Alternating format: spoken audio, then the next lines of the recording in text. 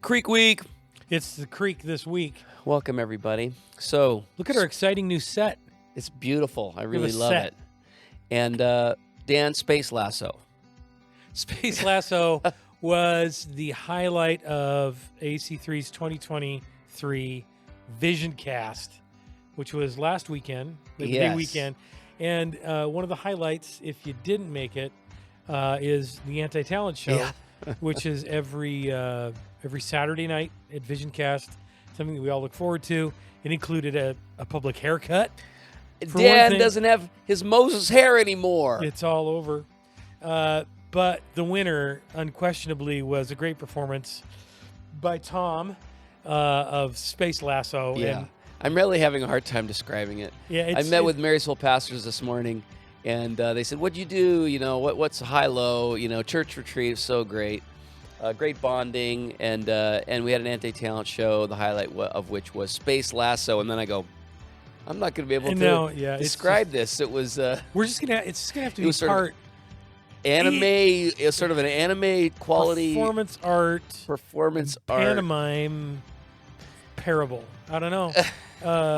It was just so funny. But you know, the big take home is if you were there, You know, you'd know. you'd know. But You'd know. we don't want you to feel too badly, but we want you to feel just badly enough to come next year. Yeah, we would just love it because it really is a great sort of stage setter for our fall ministry season where everything kind of gets rolling and we get unified and really feel like God is rallying the troops around a big idea.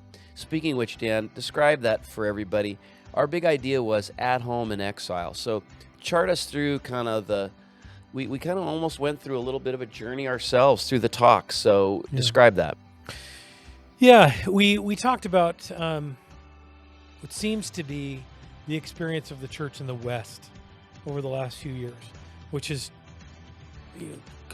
seismic change in a lot of different ways, and that we could look at different biblical metaphors for where the church finds herself, and we could say maybe we find ourselves in the temple period of the Old Testament, where the nation of Israel was at its most solid and had its greatest influence. Maybe we could find ourselves in the early church model, where we're just growing, and it's this nascent, hopeful but challenged thing. Or we could find ourselves like the exiles, and we think that the exile is probably the best metaphor. It's not one for one. We're not the Hebrew people wandering in the wilderness. That's right. We've not been driven from our homes. That's right.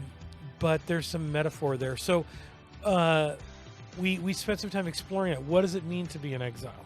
And we kind of charted the different kind of responses that we could expect to have as someone who's going through this experience of not being at home anymore. Yes. You know, and if there's one thing we could say about American culture is there was a time not too long ago when the center of society was religious expression. Yes. That isn't all good news, but it was a thing. Yep. And it's not a thing anymore. It's not. The palpable sense of marginalization is super real. And so for that reason, the exile certainly felt that. Having come from a time, that's probably the biggest difference between the exile period and the period of the church. The period of the church is just growth, a sort of expected hostility, because they just came out of Jesus saying, "You're going to be strangers in this world. Let's go, and let's make disciples." Whereas the exiles were like, "Wah, wah, we came from good things, and now it's gone and never to return." Right. And so there was a definite difference of the disappointment factor was there for exiles that wasn't there for the church. The church started small. It didn't expect to be anything other than a persecuted minority. Versus the exiles were like, when can we have the awesome stuff again? When can it's like, is it good to be at 5,000 feet? Well, it depends on if you're falling from 10 or if you're climbing. A great metaphor. You know, if you're falling from 10, 5,000 feet is bad. Yes. If you're climbing from 500 feet, then 5,000 feet is progress. That's a great way of putting it. And so we kind of charted, if you're falling from 10,000 feet, you could begin with feelings like shock, denial. Is this really happening? And you kind of set that up for us. What's that like, and are we in that process? And I think it's important to say that not all Christians are in the same place. Yeah, that's great. Right. Not all churches are in the same place. Yep. Depends on a lot of different things. And that's kind of stage one of exile, is that shock and denial.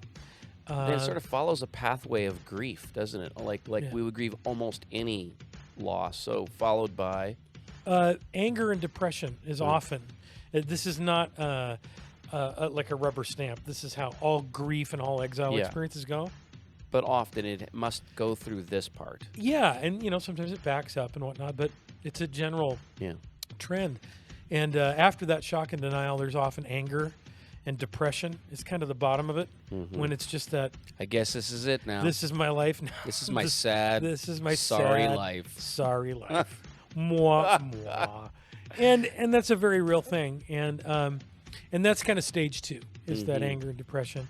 And I think if we had to probably find an average from where I sit comfortably here in our couch, You kind of polled people.